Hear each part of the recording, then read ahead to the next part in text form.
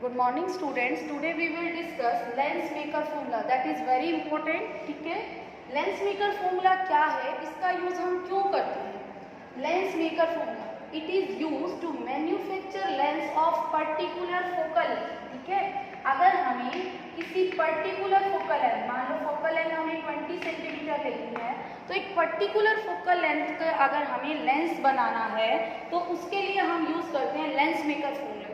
ठीक है, तो आओ आज हम इसे डिस्कस करते हैं कि ये हम कैसे जो है इसका डेरिवेशन कर सकते हैं। सबसे पहले डेरिवेशन को करने से पहले हमें कुछ इधर एजम्पशंस यूज करनी होती हैं।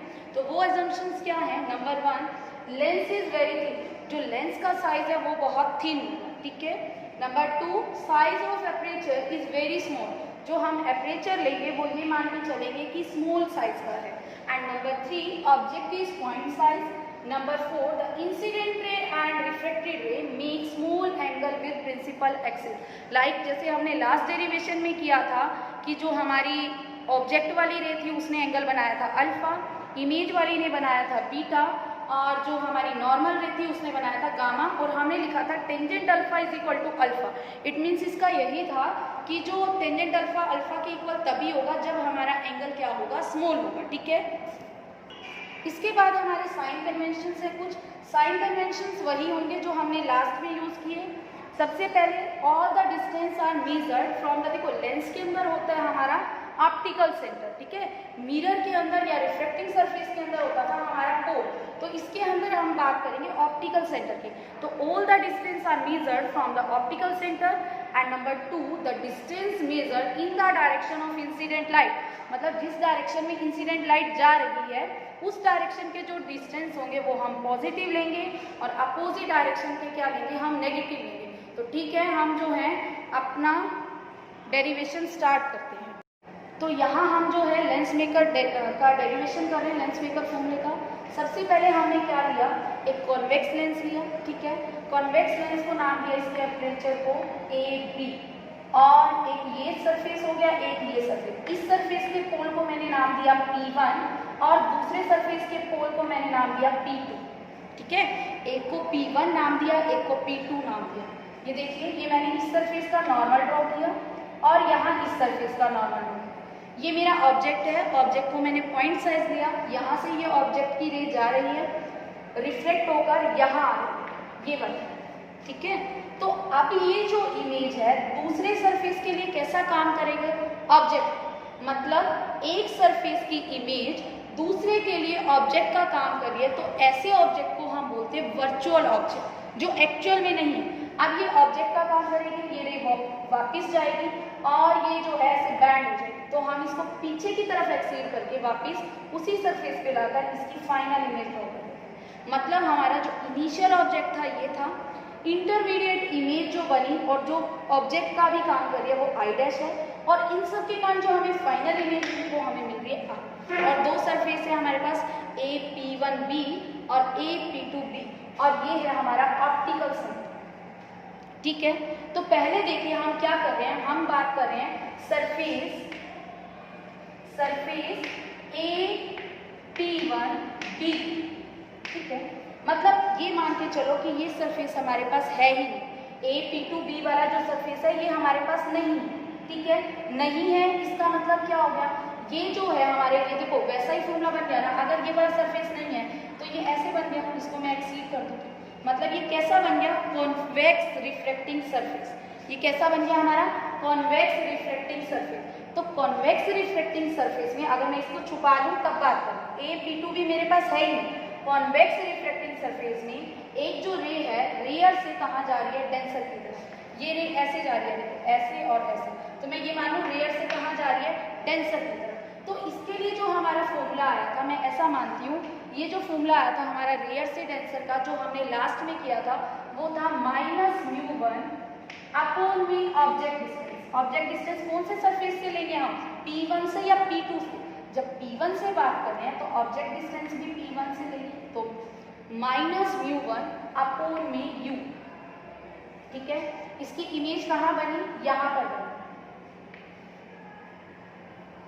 ठीक है, -μ1, या हम u भी कर सकते हैं, पहले हम डिस्टेंस की फॉर्म में ले लेते हैं ये, बाद में देखो, अब मैं माइनस साथ ही लेके चल रही हूँ। इसका मतलब जैसे हमारा ये माइनस क्यों आया था, माइनस म्यू1 बाई यू में ये माइनस क्यों आया था, क्योंकि ऑब्जेक्ट को हमने नेगेटिव लिया था distance.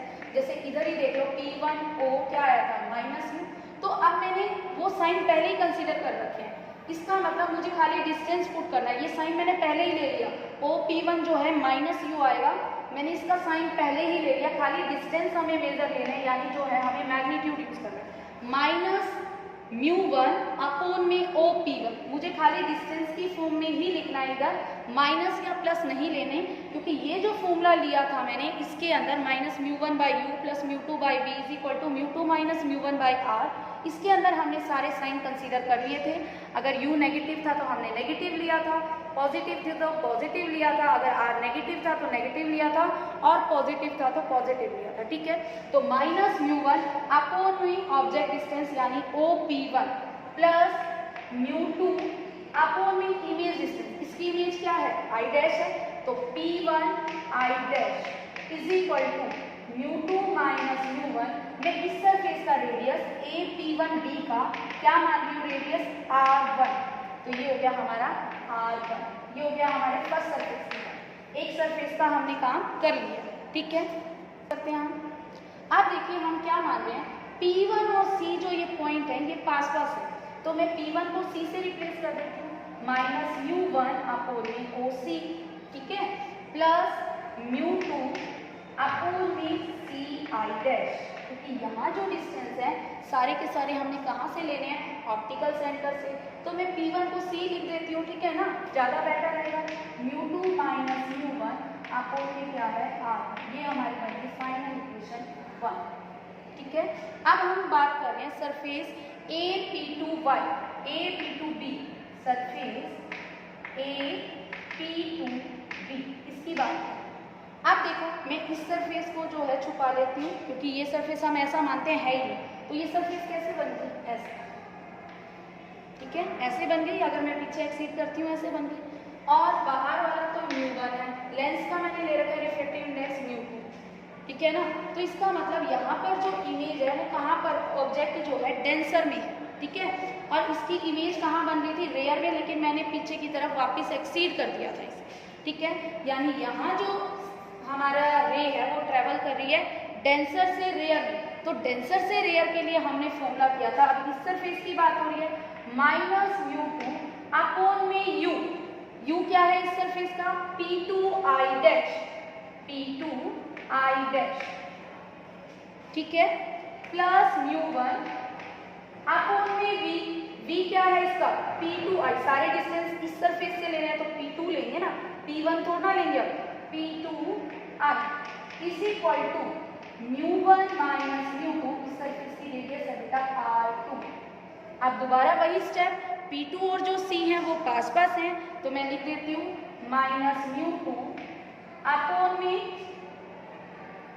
CI dash plus mu one upon में CI is equal to mu one minus mu two upon में R2। ये हमारी बन गई इक्वेशन 2। ठीक है, ये हमारी बन गई इक्वेशन 2। अब क्या करते हैं, हम इन दोनों को ऐड करते हैं, देखते हैं क्या आएगा। ये हमारी इक्वेशन 1 है, ये हमारी इक्वेशन 2 आई, मैं इन दोनों को ऐड कर रही हूँ, तो क्या आ रहा है, minus mu one by OC plus mu two by CI dash, ठीक है, plus mu two, sorry minus mu two है सेकेंड इक्वेशन में, माइनस म्यू2 अपॉन में CI dash plus mu one upon में CI is equal to mu two minus mu one by R1। अगर मैं इसमें से माइनस कॉमन ले लूँ तो ये क्या बन जाएगा, म्यू2 माइनस म्यू1, ठीक है, अपॉन में R। ये मेरी बन गई नेक्स्ट इक्वेशन। ठीक है, तो मुझे यही करना था। इस बार मैंने क्या किया, इन दोनों इक्वेशन को क्या कर दिया, ऐड। ठीक है, चलिए हम आगे करते हैं। अगर ऐड करते हैं तो देखो ये कैंसिल हो गया हमारा, क्या आया, माइनस म्यू1 बाई OC, ठीक है, plus mu one by CI is equal to mu two minus mu one common आ गया, अंदर बचा 1 by R1 minus 1 by R, ठीक है, 1 बाई R1 माइनस 1। तो ठीक है, अब हम मेजर करते हैं ये डिस्टेंस। देखो वैसे OC होना चाहिए था हमारा माइनस U, सारे डिस्टेंस हमें सेंटर से मेजर करनी है। OC ऑब्जेक्ट का डिस्टेंस है सेंटर से, तो हमें बोलना चाहिए था माइनस U, लेकिन जो है हमने साइन पहले ही कंसीडर कर लिए थे। ये जो फॉर्मूले आए हैं माइनस μ1/u, ये सारे हमारे साइन को कंसीडर करने के बाद आए थे। तो अब हमें सीधा वैल्यू पुट करनी है, यानी OC U plus μ1/b is equal to μ2 minus μ1 1/r1 minus 1/r2। ठीक है, यही बन गया हमारा। इसके बाद माइनस, देखो μ1 से डिवाइड कर रही हूँ बोथ साइड, तो क्या बन जाएगा माइनस 1/u प्लस 1/b, ठीक है, is equal to μ2/μ1 minus 1/r1 minus 1/r2। ठीक है, अब ये फॉर्मूला तो जाना पहचाना लग रहा है।